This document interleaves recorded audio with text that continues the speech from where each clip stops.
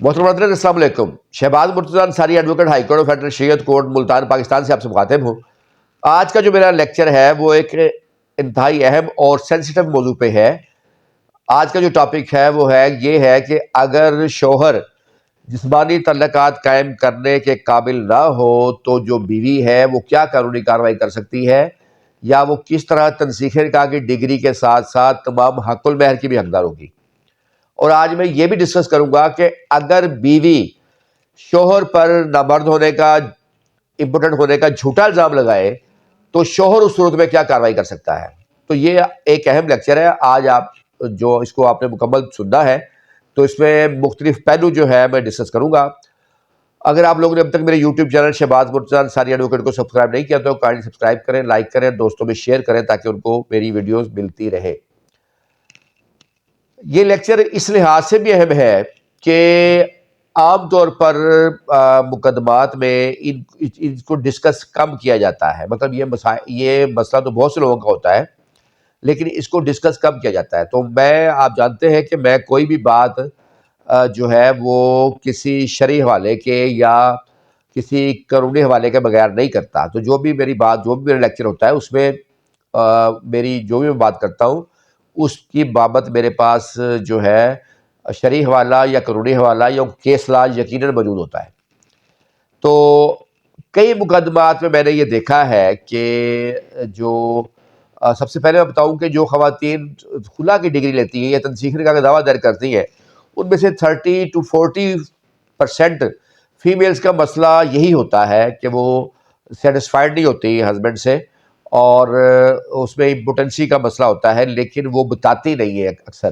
ظاہر ہے کیونکہ اب خلا کی ڈگری آسان ہو گئی ہے. اب عورت صرف یہ کہے کہ مجھے نفرت ہے شوہر سے تو وہ اس کی خلا کی ڈگری ہو سکتی ہے کہ بیان الفی اس کو دینا پڑتا ہے، ایک گواہ لگانا پڑتا ہے. اور دوسری بات پھر وہ ظاہر ہے ہیزیٹیشن فیل کرتی ہے ایسی بات بتانے میں، تو وہ اس حد تک ہی موقف لے لیتی ہے کہ شوہر مار پیٹ کرتا ہے، خرچہ نہیں دیتا، والدین سے ملنے دیتا، اس طرح کے گراؤنڈ جو وہ لے لیتی ہے.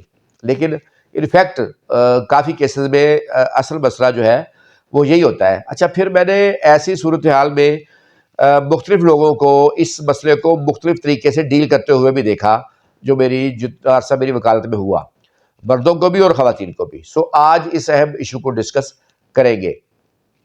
سب سے پہلے میں بتانا چاہوں گا کہ نکاح کا بنیادی مقصد کیا ہے. محمد لاء کا سیکشن 250 ہے، 250 ہے، وہ بتاتا ہے کہ نکاح کا جو بنیادی مقصد ہے وہ بچوں کی پیدائش ہے، یعنی عورت اور مرد جب سے جو بچے ہوں گے اور ان کی پیدائش اور نسل کو آگے بڑھانا ہے، اور ان بچوں کا قانونی تحفظ ہے کہ تاکہ ان کی جو بچے پیدا ہوں نکاح کی صورت میں ان بچوں کو قانونی تحفظ فراہم کرنا ہے. تو اس لیے جو شریعت کے مطابق بھی جو نکاح کا تصور ہے اس کی دو بنیادی چیزیں آتی ہیں. ایک تو میاں اور بیوی کا آپس میں جو ریلیشن ہے وہ، اور پھر اس ریلیشن کے نتیجے میں جو بچے پیدا ہوں ان کو قانونی شکل دینا، ان کو قانونی حیثیت دینا اور نسل کو آگے بڑھانا ہے. تو اس لیے یہ دونوں بنیادی جزو ہیں. یعنی اگر کسی شخص کی اگر ایک لڑکا اور لڑکی شادی کرتے ہیں تو باقی چیزیں تو ٹھیک ہے کہ لڑکا پیسے والا ہونا چاہیے، اس کی جاب ہونی چاہیے اور اس طرح لڑکی کی طرف سے بھی کچھ چیزیں، لیکن بنیادی چیزیں جو ہے نا وہ دو ہی ہے. تو اگر کسی شخص کی شادی کی صورت میں جو خاتون کی شادی ہوتی ہے اور وہ دونوں چیزوں سے محروم ہوتی ہے تو پھر اس نکاح کا، اس شادی کا کوئی فائدہ نہیں. ویسے بھی جو نکاح ہے وہ ایک سول معاہدہ ہے، سول کنٹریکٹ جو کہتے ہیں، جو نکاح نامے میں مختلف حقوق و فرائض کو جنم دیتا ہے نکاح نامے کی شکل میں. جب عورت اور مرد کی شادی ہوتی ہے تو اس صورت میں جو نکاح نامہ ہے وہ ان دونوں کے درمیان مختلف حقوق و فرائض کو جنم دیتا ہے. لیکن بنیادی چیز پھر یہی ہوتی ہے کہ جو ہے ان کا آپس میں ریلیشن اور بچے پیدا کرنا اور نسل آگے بڑھانا. اچھا، اب مسئلہ یہ آتا ہے یہاں پہ کہ جب کسی کے ساتھ جب لڑکی کی شادی لڑکے کے ساتھ ہو رہی ہوتی ہے تو باقی چیزیں تو آپ دیکھ سکتے ہیں کہ لڑکے کی جاب کیا ہے، دیکھنے میں وہ کیسا ہے، شکل و صورت کیسی ہے اور اس کا بیک گراؤنڈ کیا ہے. لیکن یہ بات کہ لڑکا جو ہے وہ فزیکلی شادی کرنے کے لیے فٹ ہے نہیں ہے، یہ ایک بند ڈبے کی طرح ہی ہوتا ہے کہ آپ اس کو چیک نہیں کر سکتے، اس کا پتہ شادی کے بعد ہی چلتا ہے۔ سب سے پہلے تو میں یہ کہنا چاہوں گا کہ اگر جن لوگوں کے ساتھ اس طرح کی پرابلم ہے ان کو پتہ ہو تو ان کو شادی ہی نہیں کرنی چاہیے، ان کو کسی دوسرے کا جو ہے زندگی خراب نہیں کرنی چاہیے، تباہ نہیں کرنی چاہیے۔ اگر ان کے ساتھ کوئی ایسا ہیلتھ ایشو ہو تو وہ ان کو چاہیے کہ پہلے وہ اس کا پراپر علاج کروائیں، اور اگر وہ ٹھیک ہو جائے تب ان کو شادی کرنی چاہیے۔ لیکن لوگ جو ہے اکثر اس طرح نہیں کرتے اور وہ شادی کر لیتے ہیں۔ اب امپوٹنسی کی بھی دو جو قسمیں ہیں وہ ہوتی ہیں۔ ایک تو وہ ہے کہ جو لڑکا ہے وہ جو ریلیشن قائم کرنے کے قابل ہی نہیں ہوتا سرے سے، ایک تو یہ ہو گئی۔ ایک وہ ہوتی ہے کہ وہ ریلیشن قائم کرنے کے تو قابل ہے مگر وہ بچے پیدا کرنے کی صلاحیت جو ہے نہیں رکھتا، سپرم کی کمی کی وجہ سے یا سپرم کمزور ہونے کی وجہ سے، تو وہ جو ہے اس قابل نہیں ہوتا کہ وہ بچے پیدا کر سکے یا نسل آگے بڑھا سکے۔ یہ دونوں صورتیں جو ہے وہ مشکل پیدا کرتی ہے خواتین کے لیے۔ پھر ہماری جو مشرقی خواتین ہوتی ہیں وہ کئی تو اس میں واقعی جو ہے کمپرومائز کر لیتی ہے اور اس کی صورت کے باوجود وہ گزارا کرتی ہے۔ اچھا، ایک طرف تو میں بتانا چاہوں گا کہ یہ جو اس طرح کے مرد و حضرات ہوتے ہیں وہ قابل رحم بھی ہوتے ہیں یا قابل ہمدردی بھی ہوتے ہیں، کیونکہ یہ ایک بیماری کی طرح ہی ہے۔ جیسے کہ ہم کسی شخص کو کوئی کڈنی کا ایشو ہو، شوگر کا ہو، بلڈ پریشر کا ہو تو اس کا علاج کرایا جاتا ہے، اس طرح یہ ہیلتھ ایشو بھی ظاہر اس نے جان بوجھ کے کوئی خامی نہیں پیدا کی ہوتی، نیچرلی اس کے اندر ایک ڈیفیکٹ جو ہے ہوتا ہے۔ لیکن پرابلم یہ آتی ہے کہ یہ کئی لوگ جو ہے اس کا علاج نہیں کراتے، علاج کراتے وقت شرم محسوس کرتے ہیں، اور بلکہ یہ بھی ہوتا ہے کہ جب اولاد نہیں ہوتی تو اکثر سسرال والے بجائے اس کے کہ بیٹے کو چیک کرائے یا وہ لڑکا جا کے اپنا چیک اپ کرائے، وہ لڑکی پر الزام لگا دیتے ہیں کہ یہ باز ہے۔ تو اس طرح کی صورتحال بھی جو ہے دیکھنے کو ملتی ہے کہ اگر اولاد نہ ہو تو۔ اچھا، پھر اس صورتحال میں نے کئی بار یہ بھی دیکھا ہے کئی کیسز میں کہ یہاں تک بھی کچھ لوگ کرتے ہیں کہ وہ اپنے ہی کسی واقف کار کو، کسی دوست کو جو ہے وہ گھر میں، یعنی ان کو پتہ ہوتا ہے کہ وہ امپورٹنٹ ہے اور وہ جو بیسک نیڈز ہیں وہ پوری نہیں کر سکتے، تو پھر وہ کسی یار دوست کو ہی گھر میں لے آتے ہیں، اور اس کو آپ ان کی کمزوری کہہ لیں یا ان کی مجبوری کہہ لیں یا آپ اس کو کوئی نیگیٹو ورڈ اس کے لیے یوز کر لیں ان کے لیے، لیکن وہ خود موقع دیتے ہیں کہ جو اس چیز کا کہ جو کمی ان میں ہے تو وہ ان کی بیوی کے ساتھ تعلقات جو ہے کم از کم وہ ان کی بیوی رہے اور وہ خلا کی طرف نہ جائے، کسی اور سے اس کے ریلیشن کروانے کی کوشش کرتے۔ تو ہے تو یہ انتہائی نیگیٹو چیز، لیکن یہ ہمارے معاشرے کے سسٹم کا کسی حد تک حصہ ہے، کیونکہ میں نے کئی کیسز میں یہ چیز دیکھی ہے۔ اس کا بنیادی مقصد ان کا یہ ہوتا ہے، ان کو پتہ ہوتا ہے کہ جو ان کی وائف ہے وہ ڈیفینیٹلی الٹیمیٹلی وہ چلی جائے گی خلا کی طرف جائے گی، تو ظاہر ہے پھر وہ اس پہ الزام لگا سکتی ہے امپوٹنسی کا، اور پھر وہ اس کی بدنامی ہوگی رشتہ داروں میں، دوستوں میں۔ تو کم از کم اس سے وہ اس ہزیمت سے بچ سکتے ہیں جو ان کو اس صورت میں ہوگی جب خاتون خلا کی طرف جائے گی۔ تو وہ انتہائی نیگیٹو بھی قدم کئی لوگ اٹھا لیتے ہیں تاکہ جو ان کی بیوی جو ہے ان کے ساتھ رہے اور وہ ان کا رشتہ اس کے ساتھ قائم رہے۔ اچھا، اس طرح کئی خواتین میں نے بتایا کہ سمجھوتا کر دیتی ہیں اسی بات پر کہ جو مشرقی خواتین جن کو آپ کہہ سکتے ہیں کہ جی وہ ایک بار شادی ہوگی، ان کو پتہ ہوتا ہے کہ والدہ نے لاکھوں روپے لگا کے ان کی شادی کی ہے اور اب یہ مسئلہ ہے، تو کئی بتاتی تک نہیں ہے، لیکن کئی جو ہے وہ اظہار کر دیتی ہیں۔ اب مجھے ایک بار ویسے تو کئی کیسز آئے، کئی کال آتی ہے، لیکن ایک لڑکی کی مجھے ایک بار کال آئی، اس نے بتایا کہ اس کا شوہر جو ہے وہ امپوٹنٹ ہے۔ اب اس نے کہا کہ میں نے اپنے گھر والوں سے بات کی، ان کو بتایا بھی ہے، لیکن اس کے باوجود وہ مجھے کہتے ہیں کہ جی آپ زندگی جیسے تیسے اب شادی کیونکہ آپ کی ہو گئی ہے تو آپ بسر کرو۔ اب اس نے کہا کہ میرے جو بھائی ہے یا میرے دوسرے رشتہ دار ہیں وہ تو ظاہر ایک اچھی لائف گزار رہے ہیں اپنی وائفس کے ساتھ، یا جو فیمیل بھی ہیں وہ اپنے ہسبینڈس کے ساتھ، تو جو پرابلم مجھے ہے وہ یقیناً ان کو نہیں ہے، اور پھر میری لائف زندگی ایک ہے، ٹھیک ہے، جس کو میں نے گزارنا ہے۔ تو اگر اس ایک زندگی میں ہی یہ شادی کا موقع بھی جو ہے وہ بھی ایک اپنی ایک حقیقت ہے، یہ نیڈز ہے انسان کی ریلیشن شپ جو ہے. تو جو میں فیل کر رہی ہوں جو پرابلم یا جس اذیت سے یا جس ٹینشن سے میں گزر رہی ہوں وہ نہیں گزر رہے, تو لہٰذا میں خلا ہی لینا چاہتی ہوں. یہ اس کی طرف سے یعنی کہ یہ کہا گیا. اچھا, اب آ جاتے ہیں اس معاملے کے دوسرے پہلو کی طرف کہ اگر ایسی صورتحال ہو, یعنی پتہ چلے کہ شوہر جو ہے وہ امپورٹنٹ ہے, کسی بھی صورت میں ریلیشن قائم نہیں کر سکتا, یا قائم کر سکتا ہے تو بچے پیدا کرنے کی صلاحیت نہیں رکھتا, تو اس صورت میں خاتون کے پاس جو ہے وہ کیا راستہ ہے. اس پہ جو سب سے پہلے تو ڈیزولوشن آف میرج ایکٹ 1939 ہے 1939, جو پاکستان بننے سے پہلے کا قانون ہے, اس کے سیکشن 2 سب سیکشن 5 ہے.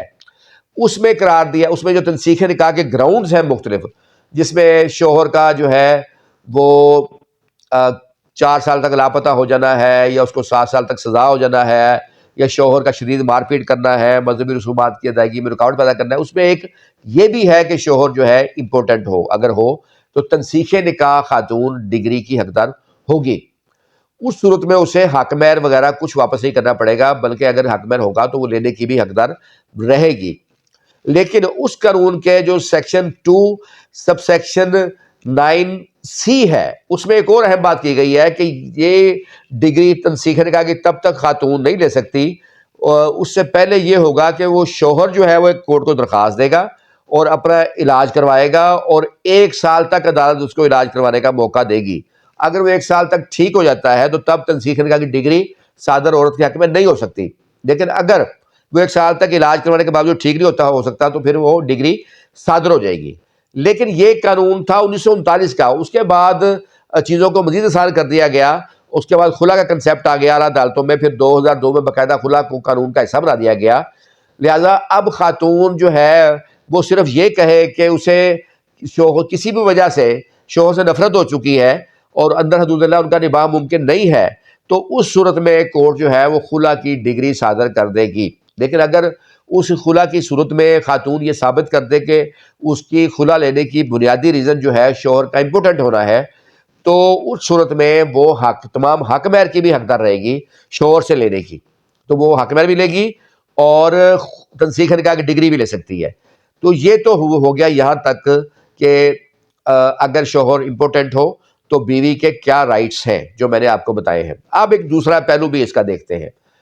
کئی بار ایسا ہوتا ہے کہ خواتین جو ہے وہ شوہر کو ذلیل کرنے کے لیے رشتہ داروں میں یا بدنام کرنے کے لیے وہ ان پر جو ہے مختلف گھٹیا قسم کا الزام لگا دیتی ہے. اس میں ایک الزام یہ امپورٹنسی کا بھی ہوتا ہے کہ اس کا شوہر امپورٹنٹ ہے, نہ مرد ہے, اور وہ جو ہے اس کے ساتھ جسمانی تعلقات قائم کرنے کے قابل نہیں ہے. ایک کیس میرے پاس ایسا بھی آیا, کراچی کا کیس تھا, کہ جس میں لڑکی نے شوہر پر الزام لگا دیا کہ دعوے کی میں پلیڈنگ میں اس نے لکھا کہ اس کا شوہر جو ہے وہ امپورٹنٹ ہے, نہ مرد ہے. اور اچھا یہ الزام لگایا, اور یہ الزام اس کے بعد اس نے یہ الزام لگانے کے بعد اس کا میسج کر دیا اس شوہر کے رشتہ داروں کو کہ میں نے یہ کیس کیا ہے اور یہ امپورٹنٹ ہے. پھر وہ جس آفس میں کام کرتا تھا وہاں کا وہ آفیسر تھا, اس نے وہاں بھی وہ جو کیس کیا اس کی نقلیں بھجوا دیں تاکہ اس کی اچھی طرح بدنامی ہو سکے سب جگہ پہ. بعد میں اس کا وکیل ہوا, اس جو میل تھا اس کا, تو اس نے مجھے بتایا کہ یہ تمام الزام جھوٹ اور بدنیتی میں مبنی ہیں, مجھ میں ایسا کوئی ڈیفیکٹ نہیں ہے, کوئی مسئلہ نہیں ہے. لیکن جب ایک بار کسی پہ الزام لگ جائے تو پھر ظاہر ہے وہ لوگ جو مشکوک نظر سے دیکھیں گے نا کہ ہو سکتا ہے کہ الزام درست ہو. اس کے بعد وہ جو ہے باقاعدہ اس نے جو ایک فیمس لیبارٹری ہے کراچی میں, وہاں جا کر اپنا ٹیسٹ کروایا اور ٹیسٹ رپورٹ حاصل کی, اور اس ٹیسٹ رپورٹ کے مطابق وہ مکمل طور پہ درست تھا. تو یہ بھی چیز آتی ہے کہ کئی خواتین جو ہے شوہر کو بدنام کرنے کے لیے اس قسم کا الزام بھی لگا دیتی ہیں اور پلیڈنگ میں لگا دیتی ہیں.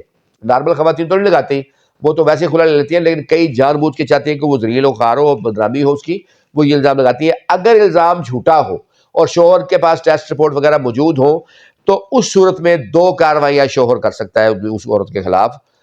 ایک تو جو اس کو بدنام کیا ہوتا ہے اور جھوٹا بدنام کیا ہوتا ہے وہ ڈیمیجز کا کیس کر سکتا ہے. وہ آپ چاہے 1 کروڑ کا کیس کر دیں, چاہے 5 کروڑ کر دیں, چاہے 10 کروڑ کر دیں, اس صورت میں 15,000 کی کورٹ فیس لگے گی, اور باقی ڈیمیجز جو ہے جتنے کا بھی آپ کر سکتے ہیں، یا آپ کے وکیل صاحب کی جو بھی فیس ہوگی وہ ہوگی. اور سیکنڈ وہ دفعہ سیکشن 500 ہے، اس کے تحت استغاثہ بھی دائر ہو سکتا ہے مجسٹریٹ کے پاس اس خاتون کے خلاف جس نے اس طرح کے جھوٹے اور منفی الزام شوہر پر لگائے ہوں، کیونکہ رسپیکٹ دونوں طرف ہی ہوتی ہے. عورت کی اگر رسپیکٹ ہے تو مرد کی بھی رسپیکٹ ہوتی ہے. تو اور اگر یہ ضروری ہوتا کہ آپ اگر جدا ہو رہے ہیں یا آپ ساتھ ہی چل سکتے ہیں تو آپ نے ایک دوسرے کو گالیاں دے کر ہی یا ایک دوسرے کی انسلٹ کر کے یا ایک دوسرے کو بدنام کر کے الگ ہونا ہے. آپ اچھے طریقے سے بھی الگ ہو سکتے ہوتے ہیں. تو یہ دو کارروائیاں جو ہے شوہر بھی کر سکتا ہے. امید ہے میری آج کی ویڈیو بھی آپ لوگوں کو پسند آئی ہوگی. یہ جو وکالت ہو یا کوئی بھی فیلڈ ہو، ٹھیک ہے، اس میں جو دلیر لوگ ہوتے ہیں وہی کامیاب ہوتے ہیں. وہ چاہے ڈاکٹر کا پیشہ ہو، چاہے وکالت کا پیشہ ہو، چاہے جج ہو، چاہے کوئی اور ہو، جو ڈیسیژن لینے کی قوت رکھتے ہو. اور دوسری بات یہ ہوتی ہے کہ وکالت کے پیشے میں جب تک آپ کی قانون پہ گرفت نہیں ہوگی آپ میں کانفیڈنس آ ہی نہیں سکتا. وکیل کا بنیادی کام جو ہے نا وہ عدالت میں قانون بیان کرنا ہوتا ہے. کلائنٹس ہم سے بہتر اپنے فیکٹس جانتے ہوتے ہیں اور وہ ہم سے بہتر اپنے فیکٹس بتا بھی سکتے ہیں کورٹ کو. ہمیں وہ وکیل کرتے ہیں کہ ہم وہ قانون نہیں جانتے ہوتے. سو اگر اکثر میں دیکھتا ہوں کئی لوگ جا کے فیکٹس سے بیان کر کے آ جاتے ہیں اپنے کلائنٹس کے. تو اگر میں سمجھتا ہوں کہ اگر کسی وکیل کو قانون نہیں آتا، وہ صرف فیکٹس ہی بیان کرتا ہے عدالت میں جا کے اس شخص کی طرف سے، تو پھر اس وکیل صاحب میں اور اس کلائنٹ میں کوئی فرق نہیں ہے. ہمارا بنیادی کام قانون بتانا ہے. ہماری ایس اینڈ ایل ایسوسیٹ کی سروسز جو ہے پاکستان کے 49 شہروں میں موجود ہیں. آپ کا کوئی بھی لیگل ایشو ہو، فیملی میٹر ہو، پراپرٹی میٹر ہو، آپ ہماری سروسز لے سکتے ہیں. میرے واٹس ایپ نمبر 0333618191 پر جا کر مشورہ بھی کر سکتے ہیں. اور اس کے علاوہ آپ میرا یوٹیوب چینل جو ہے شہباز مرتضی انصاری ایڈوکیٹ پر جا کر بھی اپنا ایشو لکھ سکتے ہیں. اور کسی بھی پوائنٹ پر آپ کو کیسلا چاہیے تو آپ کو وہ بھی مل سکتا ہے.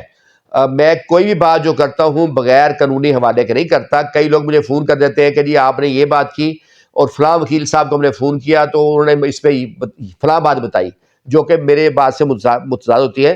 تو ایک بات ہمیشہ یاد رکھیں کہ جس سے بھی بات کریں، جس سے مشورہ لیں، جو وہ بات کر رہا ہے اس سے اس کا قانون یا اتھارٹی کوئی حوالہ مانگے. میں جو بھی بات کرتا ہوں میرے 200-300 سے اوپر لیکچر موجود ہیں. چلے جائیں کسی بھی پوائنٹ پر آپ مجھ سے کیسلا مانگ سکتے ہیں، قانون مانگ سکتے ہیں. میں ودن 10 منٹس آپ کو وہ کیسلا یا قانون دے سکتا ہوں. کیونکہ میرے نظر میں جج یا وکیل کوئی بات زبانی نہیں کر سکتے. جو بات کریں گے اس کی بیس پر ان کے پاس قانون یا اتھارٹی ہونی چاہیے. آپ لوگ میری ویڈیو پسند کرتے ہیں، اس کا بہت شکریہ.